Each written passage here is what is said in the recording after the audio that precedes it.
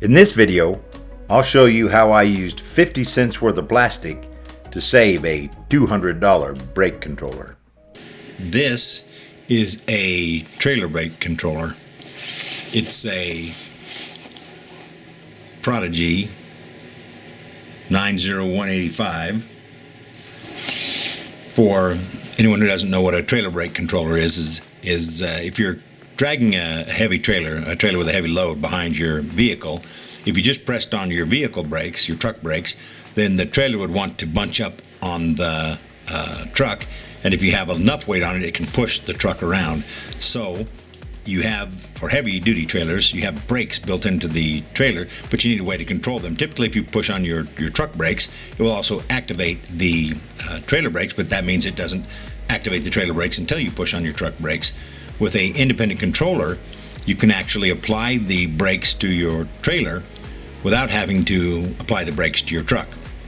So that if you feel like you're maybe wanting to slow down a little bit and you don't want to push on the truck brakes, slow the truck down, but then maybe have the trailer bunch up on you, you can apply some brakes to the trailer and kind of drag a little bit on the trailer and slow down the trailer without having the risk of the trailer bunching up on you. So this trailer brake controller, it was in the truck and a screwdriver fell against it and hit this little control wheel right here. I know it might be hard to see, but it's broken and flops around. It used to control the amount of braking, and now it's broken. So what we got to do is we're going to open it up and see if it's just snapped the wheel or snapped something more inside of the controller. But the controller still powers up, but I can't get at any of the control functions anymore. So we're going to take it apart and see what's inside and see if there's a way we can fix this controller. So the first thing we need to do is be able to get it open. And what you might notice, and maybe you can see this, maybe you can't, but these are a 5-point safety screw. So we'll need a particular safety bit to be able to open these. Normally I use this kit right here, and it's got a ton of different safety bits in it. Different Torx bits, Phillips bits, flat bits, various Torx style safety bits, spanner bits. So this is usually my go-to. I'll put a link to it below, but it's this Tektron Every Bit kit, and it's actually pretty good. I found very few things I couldn't get into, but in this case, it actually didn't have a bit needed for this trailer brake. Turns out that these are a 5-point safety bit instead of a 6-point hex. It's a 5-point. And so I had to order these off of Amazon. I'll put a link to these below just in case somebody runs into this same problem.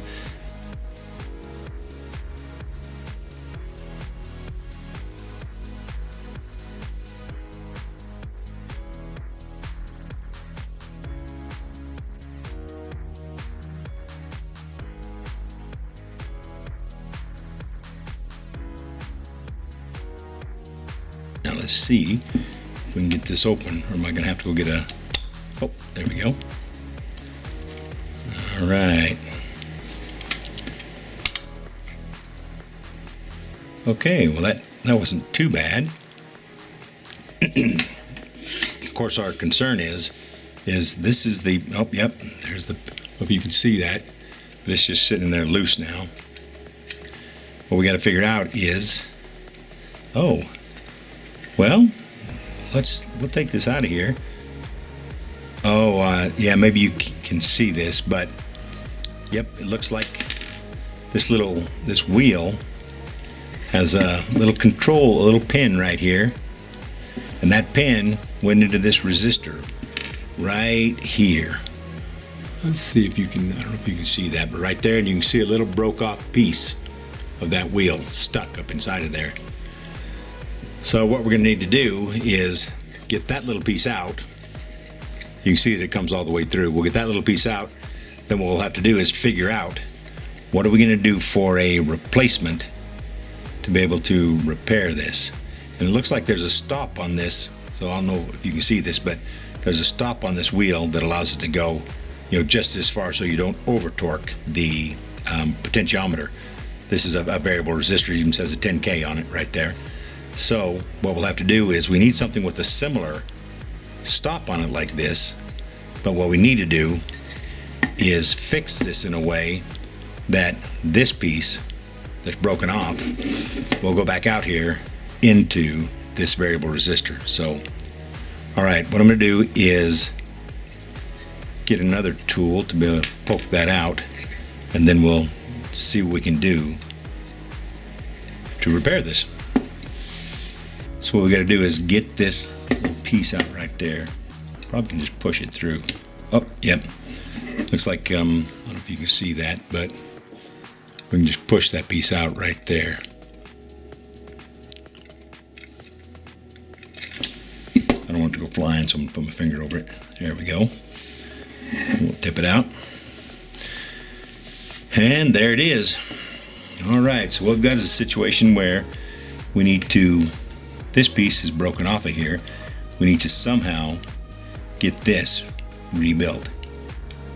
I don't know if I'm better off trying to 3D print something. It's pretty small and it carries a torque.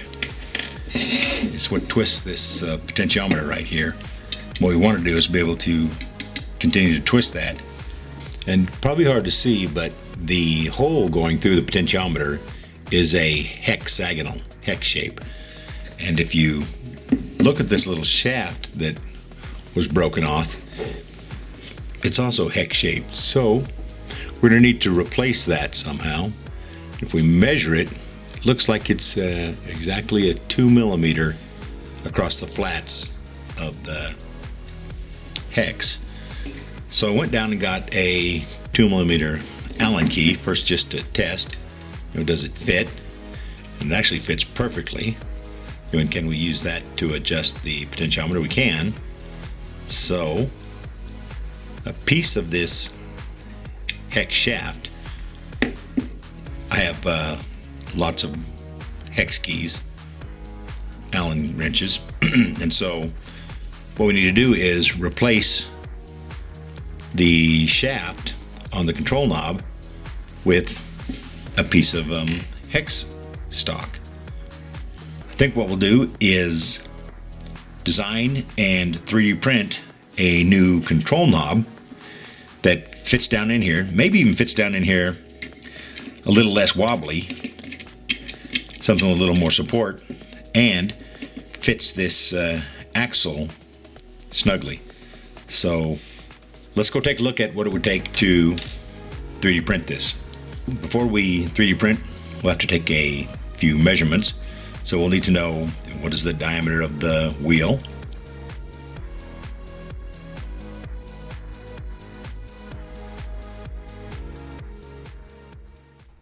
Now that we have the measurements we need, we can open up our favorite CAD program and begin to design the control wheel.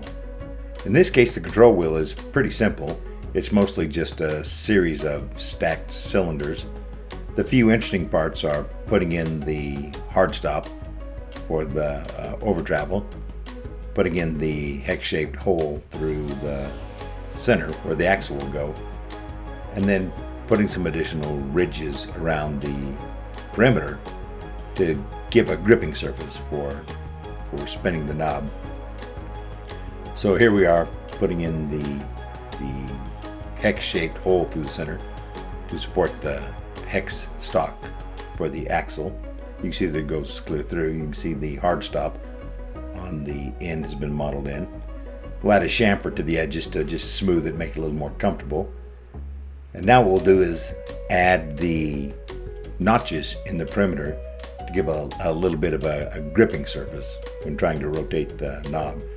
And the way we do that is we model one notch in the perimeter, just a little triangle shaped notch, and then we'll array those notches around the perimeter and give ourselves a uniform notch to give the wheel a little bit of a grip.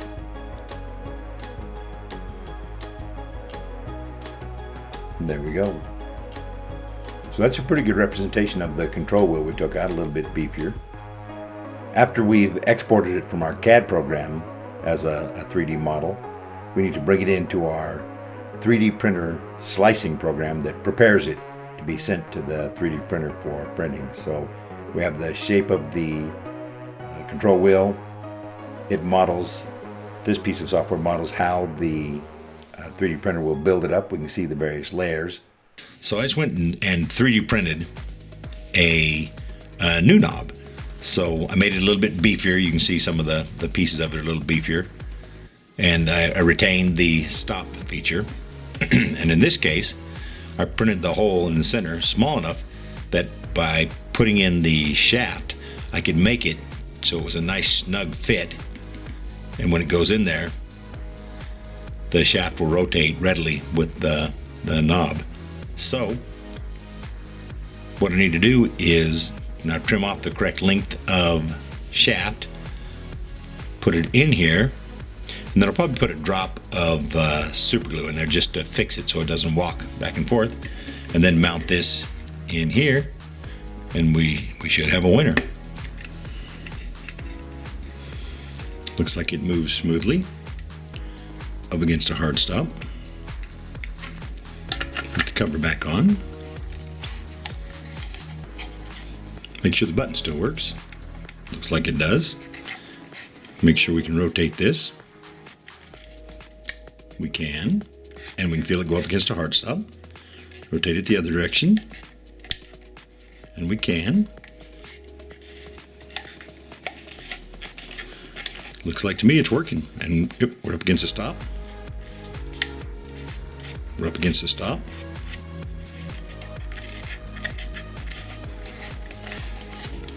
All right. Yep. I'd say we have a winner. Let's put it back in the truck and confirm that we fixed it.